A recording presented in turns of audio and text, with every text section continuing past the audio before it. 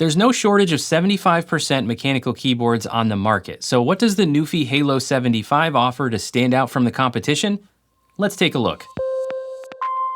Before we dive in, I want to mention that Newfie sent me the Halo 75 for the purpose of making this review. However, I was not paid to make this video, and Newfie will not be seeing it before it is published.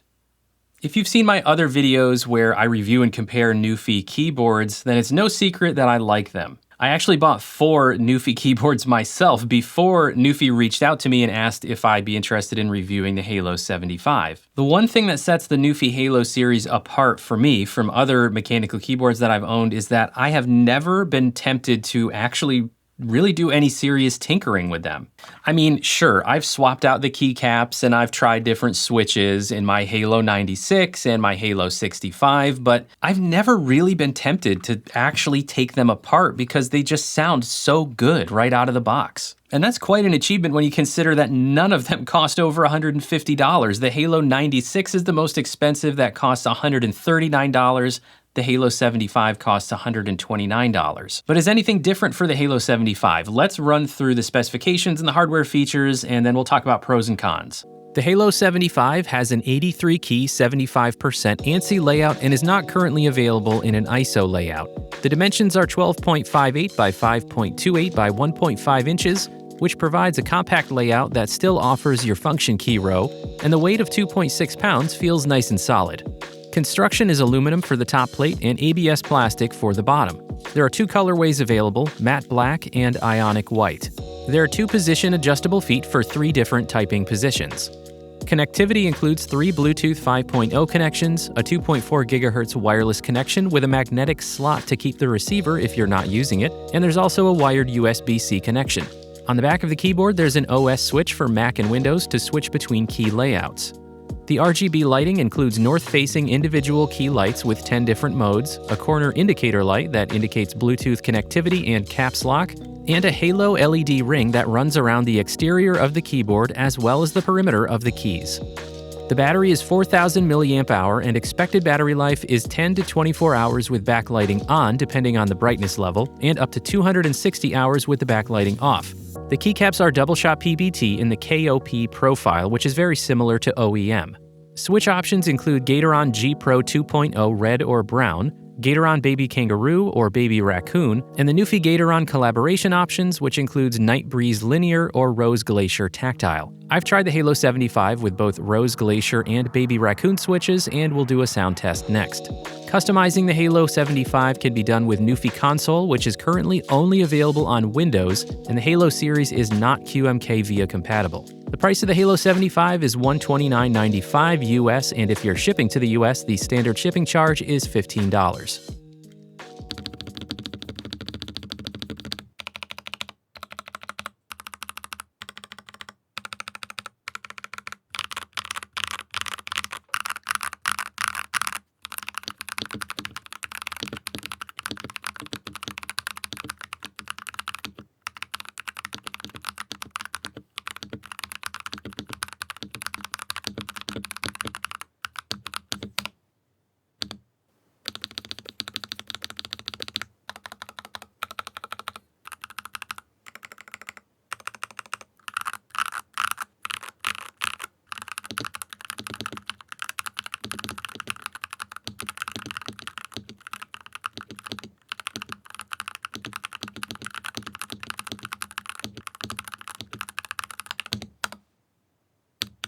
All right, so I've had a chance to test the Halo 75 for the last couple of weeks with a couple different switch options, both the Rose Glacier tactile switches and the Baby Raccoons, which are in here now.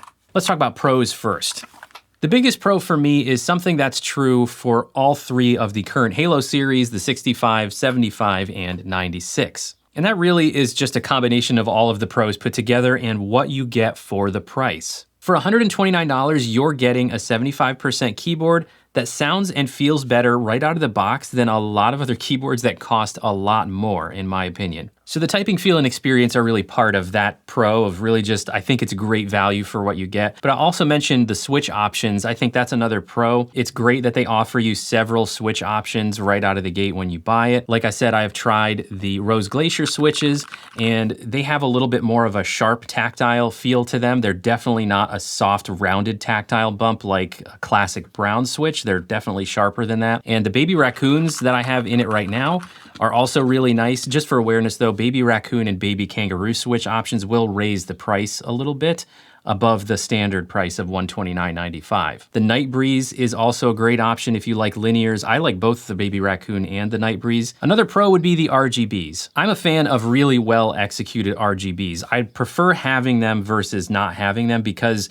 you can always choose to leave them off or set them at your desired level. If you don't like sort of the super bright light show with the halo ring around the side, you just turn it off. If you don't like your backlighting to be full RGB, you can set it to just white. You can set it at a low level, but it's nice that they're there and really well executed. If you do decide that maybe you want a little bit more of that like colorful light show in front of you while you're working, you've got it there. One other pro I always like to mention, if it's true for a given keyboard, is the 2.4 gigahertz wireless receiver that the Halo series comes with. I really like the little add-on feature that there's a magnetic slot here for you to keep the receiver in so you don't lose it if you're not using it currently. But I love having this option because it is a more stable connection than Bluetooth and it's also lower latency than Bluetooth. All right, so let's talk about some cons. The number one con for me is Newfie console. This is something I've said, I think, in every video that I've made that featured a Newfie keyboard. Don't get me wrong, it's good that there is something. It's good that there is at least an option for customizing the layout, remapping, adding macros, customizing your keyboard, but right now Newfie console is just not a great experience. It's also not available on Mac at this point. Hopefully it will be at some point. If you really need a keyboard that you can put multiple layers on, lots of macros, especially if you're a Mac user, then that could be a deal breaker for you.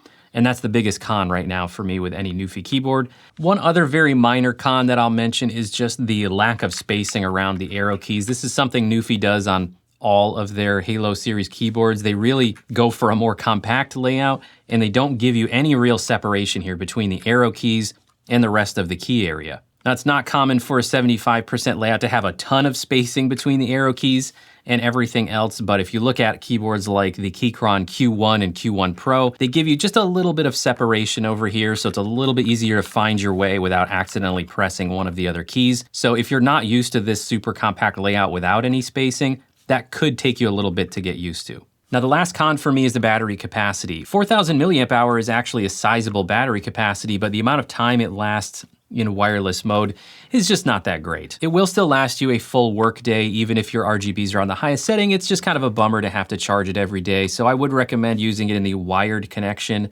mode if you plan on using the RGBs on full blast all the time.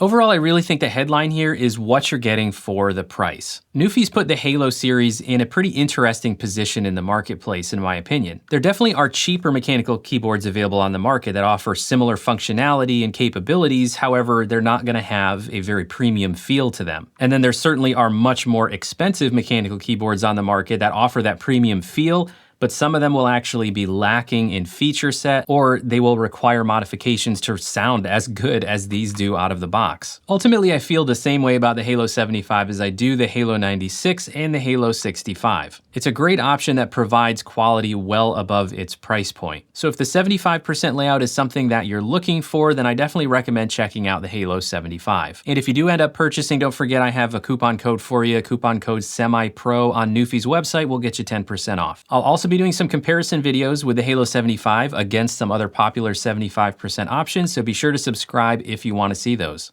Thanks everybody, see you next time.